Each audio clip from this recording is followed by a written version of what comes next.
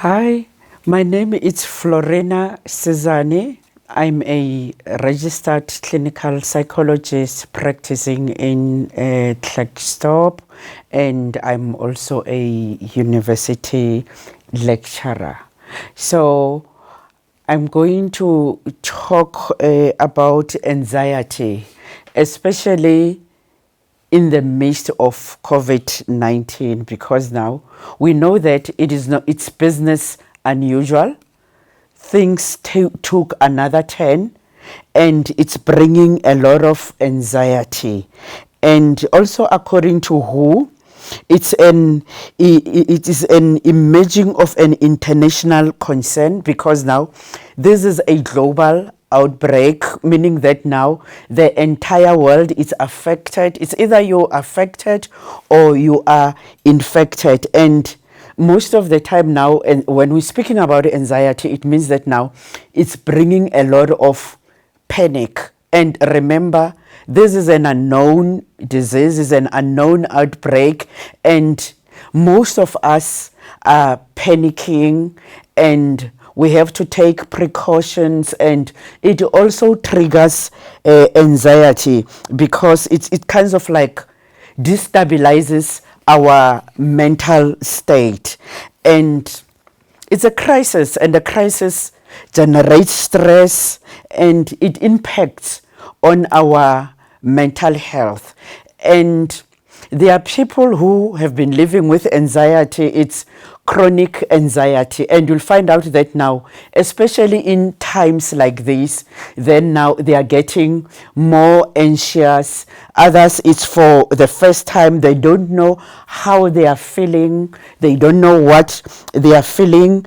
And it's kind of like, because now this is a pandemic, it's a life-threatening disease, and when something is life-threatening, it evokes those anxious feelings. You stressed. Anxiety is kind of like, is an emotional state, and is a chronic worry. It's normal. It's a normal emotion where you feel anxious. The problem is when now it's kind of like it's overwhelming you. You're feeling disempowered, and there's that a chronic worry, the constant worry. Like most of the time now, it's kind of like occupying a larger part of your thinking. And most of the time when you're feeling like that, pay attention in what you're feeling, how you are feeling it, because it's very important to be in contact with your emotions. And remember, I've said it's a normal emotion, but now it's when like it impairs your functioning, like your personal functioning. Most of the time, things that you used to do, you cannot do them now like before, and it's impacting on your social functioning. There is that withdrawal. So these are the kinds of symptoms that you'll experience. And remember, we are unique beings, and we experience symptoms differently. And most of the time, you'll find that now people are narrating what they are feeling in different ways, because we are diverse. We are also unique people. And that is why now when we experience them, and we tell our stories differently, because now all of a sudden you'll feel that now it's kind of like something is not normal. Like your way of living has changed. And you'll also find that now sometimes, especially when it comes to women, it impacts more, because women, most of the time, they are playing that multifaceted roles.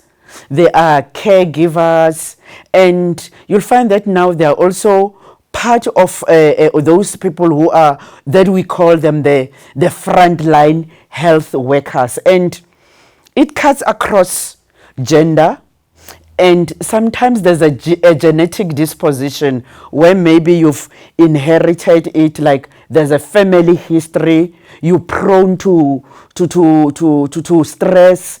You're prone to being anxious, and you'll find that sometimes you've taken that from your family. Sometimes it's because of environmental factors, like for instance now we are faced with a pandemic. Now it becomes like an environmental factor that is triggering you, even if there's a genetic disposition. But if there's nothing that is disturbing you, you can lead a normal life. And other people, in terms of symptomology, you'll find that now they've got those chest pains. It's like a piercing chest pain. It doesn't go away. Sometimes it goes. Sometimes it's kind of like it gets better. And you'll find that other people will self-medicate and they don't know what is wrong with them, and they cannot even explain it to the other person. It kinds of like it steals your peace, it steals your joy, and there is that pounding heartbeat. Your heart is beating very fast. It's faster than normal, and you'll find that other people even have sweating palms, and it's like you also have like pins and needles. As I've said, sometimes you won't experience all the symptoms at once. Sometimes it will be that one symptom that is severe. Other people will have many symptoms, and there is that persistent tightness sometimes on your shoulders, your chest. Other people will even, we call them somatic symptoms, where it's like you are physically ill. There is that restlessness inside. It's like you're wrestling with something emotionally, and it even impairs your sleeping pattern. You can't sleep properly, and you kind of like now you're worrying about worrying, because now you don't know what is wrong with you. Other people can even have dizzy spells. They come and go. Others, they feel like it's kind of like a heart attack, and it's not really a heart attack. It's panic symptoms. That is why others now, they'll go to the hospital, maybe at home or at work. They can even call an ambulance. It's like now you're having a heart attack. And sometimes clients or patients, they get frustrated because now they'll go to the doctor or they go to the hospital and they run all the tests, and it's like there's nothing, and the doctor will say there's nothing wrong with you. And whereas you're feeling these symptoms, that's where most of the time now they'll also refer to us at like they refer at our private practices, or sometimes they'll refer to the clinic, because now it's something emotional. It's something that is not physical, but it has a physical manifestation. That is why now you'll also experience those headaches. They come and go, and it's like when you're experiencing anxiety, it's like you kind of like you want to figure everything at once. You kind of like you're losing control, and other people will say it's like I'm feeling crazy, because now it's all in the mind. And remember, but it impairs your, as I've said, it impairs your personal functioning. Other people can even withdraw socially, meaning that now there are even some behavioral symptoms there, where now you're starting to avoid people. And if you are working, it also impairs your occupational functioning, because you cannot concentrate. There's no optimal functioning, and your concentration now is poor. Remember, there's also now sleeplessness, because it can even sometimes come at night, in terms of that pounding heart, where you're waking up. Other people will be like, when they describe that, it's like you're experiencing nightmares, because now even blood is not even flowing properly. All your muscles are tense, and you can even experience body aches. And most of the time you kind of like you feel like I'm alone in this, and you don't know how do I explain this to other people. And with students, there will also be it impairs their academic functioning, because now most of the time they cannot concentrate, and it can even bring some slight tremors where you shivering, you writing, and you can't even write properly. You'll find that now maybe as a student, even your writing now is illegible. You've prepared yourself, or others maybe they have to give a speech, all of a sudden it's kind of like you have those blackouts, because it also impairs now your memory. And that is why I'm saying that now it's bringing that instability, that homeostasis. Now there's no balance, because it brings chemical imbalance, because now it's something that is now also tampering with the way you are thinking. And most of the time you've got negative thoughts. You start like not feeling good about yourself, because you're like, there's something not right with me. And especially now in the midst of COVID, where now you'll find that now there's a lot of anxiety. Sometimes you diagnose and there's a lot of stigma. Stigmatization can also trigger anxiety, because now you're scared to meet people. People are scared of you. They are also anxious.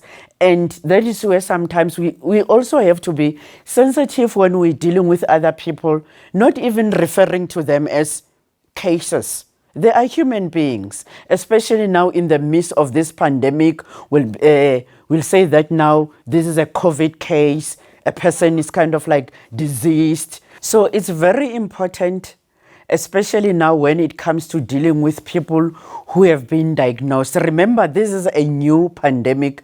Research is ongoing, and it's bringing a lot of anxiety. That is why it's also vital that now we don't stigmatize people, because we label them, we call them cases. And these are human beings. These are fellow human beings. We also need to extend that care in order to alleviate their anxiety symptoms, because now, remember, we always taking precautions. They are also scared that they will infect you. Other families are affected, and the levels of anxiety is very high, and especially when you're waiting for the test results. And there are other things in life that has been going on. Remember, the pandemic has just added on our plates, because we are human beings. We're going through a lot. Most of the time now, we're feeling anxious, and we kind of like regulate, because anxiety also brings emotional dysregulation, that instability in our minds. So that is why now we also need to be sensitive, because even people who have been diagnosed with COVID-19, they will recover, they will restore, and life will still continue. They will resume their normal life.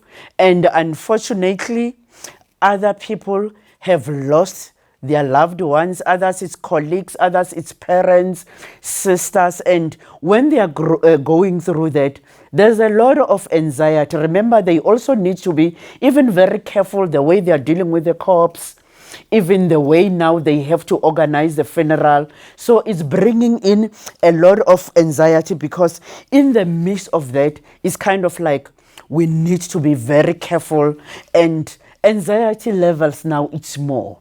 There's that sleeplessness, and even appetite. It can even affect your appetite, because now you're not eating well. And other people, it's severe, because now it's chronic anxiety. There are people who are living with anxiety, and most of the time they'll come for talk therapy, and sometimes it's dual treatment. If it's severe, we will also refer you now to a psychiatrist or your GP to get medication. Remember, you are not crazy.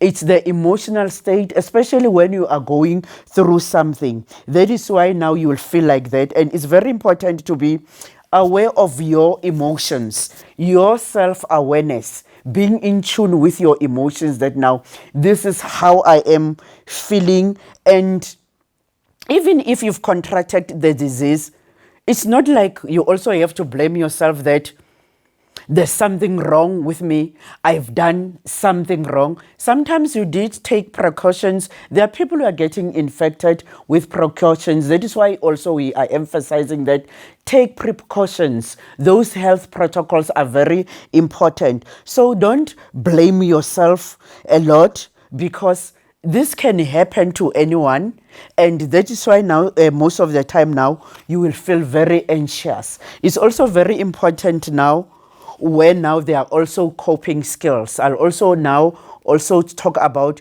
coping skills, because in the midst of all of this, don't lose your head. Don't despair. It is not the end, because remember, the mind can kind of like feel like this is the end of me. There are those catastrophic thoughts where now you are thinking in extremes, like it's like everything is worse. There's that black and white thinking that now it's either this or that. And there's also overgeneralization where now you think that now it means my life will never be restored. It means that now I'll never be okay. So it's also very important that now to have that constructive distractions, where now you are distracting yourself with things that are positive in your life, where you're doing things that you love, so that you even forget. Because what happens with anxiety, it's like it's putting you on this chair where it's like you feel like it's taking you somewhere, but you are at the same place. What happens now is bringing now illness. You're too anxious, and all of a sudden now you're feeling sick. Other people can even have stomach cramps. Others, it will even be a runny tummy.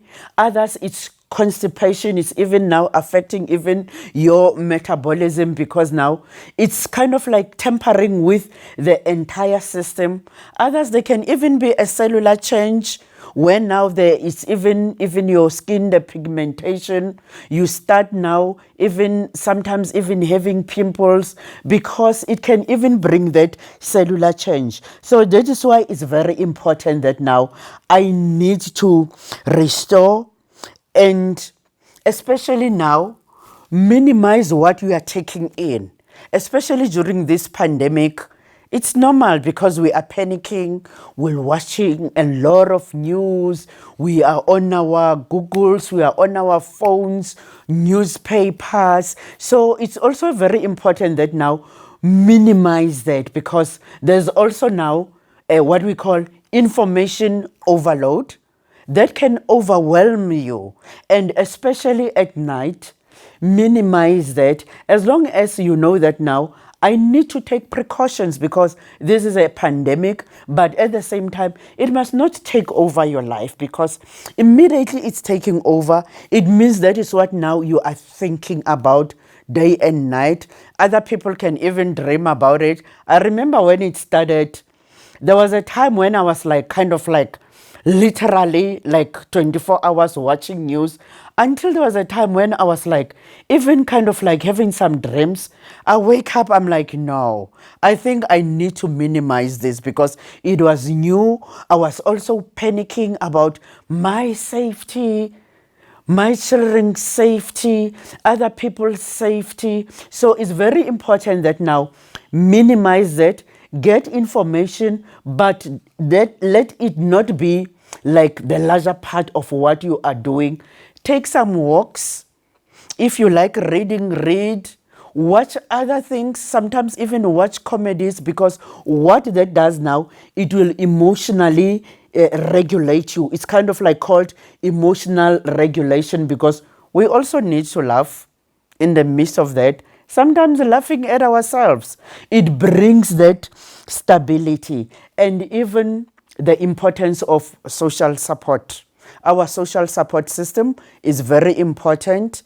Sometimes even people who are staying with you, because sometimes you're feeling powerless, you feel like I cannot do anything. People who are living with you, if they see that now there's something not right, be the emotional support of that person. Others, it's quarantine. It brings a lot of anxiety. I'm alone.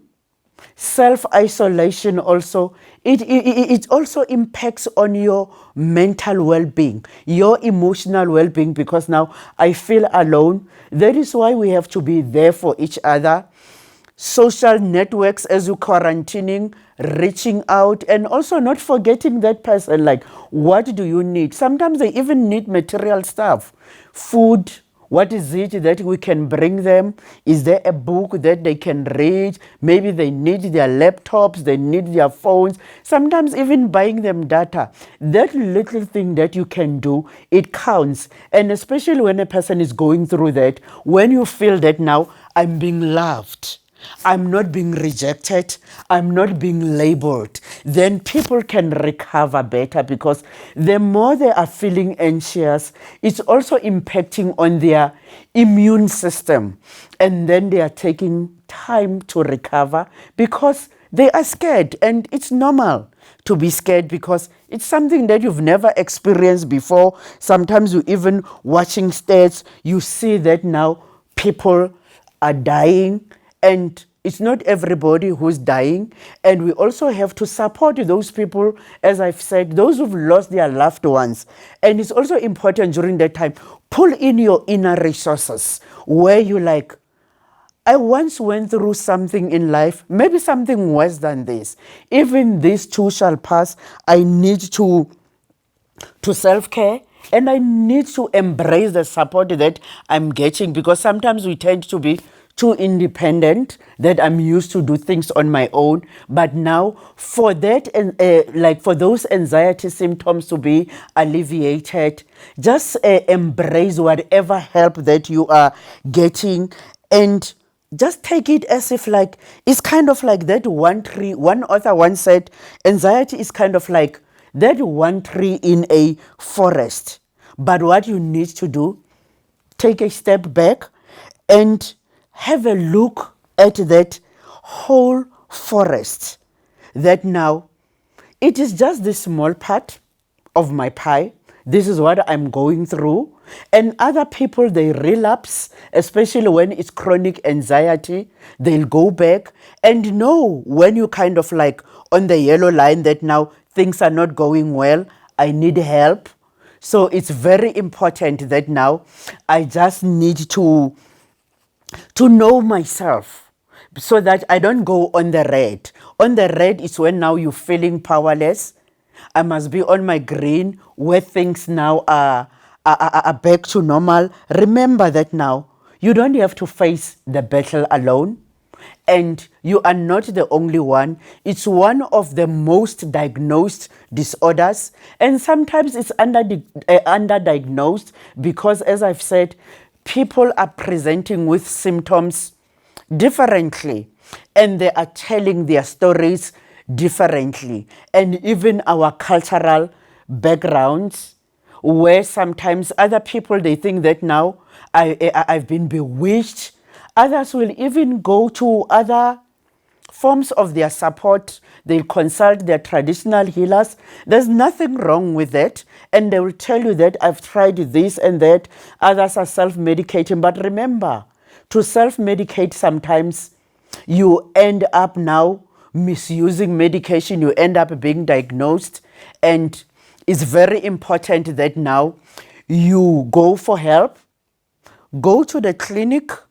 Speak about it. Just remember that you are not alone, and you are not the first person to be feeling like that. Maybe you don't know that what is it that I've been feeling. Other people will even tell you that now, I feel like it's hot here. It's like my heart, it's sore. Remember, it's manifesting itself also physically. That now my heart is sore. It's like I can open it up, but I don't know what it is. All of a sudden, I'm feeling like peace is gone. That's what it does, especially now when it's severe. Other people, they experience it in a mild form. It could be mild symptoms, and they can go away on their own. Other people, they need help. When now they come to us, as I've said, as a psychologist, and we also refer them. And also relaxation is very important. Learn to relax. Just create your own ritual in terms of coping. Others will take even a long bath. Put whatever you feel that maybe when I've put in that bath, that now I'm feeling good, and play soft music, because especially when you're playing this music where it's kind of like tampering with the heartbeat, that music that is too loud, it also now triggers anxiety. It gets worse. So it's very important that now to be mindful of what you are feeding your mind, because sometimes you're feeding your mind a lot of negative things. So self-care is very important. Even walking outside, I know now it's very cold, but it's also very important to get that sunshine D, that now don't sit for long. You can even maybe put your sunscreen, or don't face the sun directly, but at least get that sunlight, because what it does now, it will also now regulate your emotions. Other people run, they do some physical exercises, and then there's what is called now that happy hormone, where now you are going to feel happy. And even your sleeping pattern, sleep at the same time. Don't even watch those movies that are going to bring fear or things that are going to bring pain. What you do, tap in that inner resource. Think of something that will make you happy, even if you kind of like something that is imaginary in your mind. Create that self space for yourself, and remember, there is help. You are not alone. Don't suffer alone. That maybe you didn't know what it was. It is called anxiety. So I hope that now you will go for help if you feel that now my symptoms are severe, or maybe just at home, or maybe you can even now educate other people. You can even read more about anxiety. I hope you've taken something with you, you've learned something, you'll be able to use it, or you'll be able to help other people. Thank you for watching.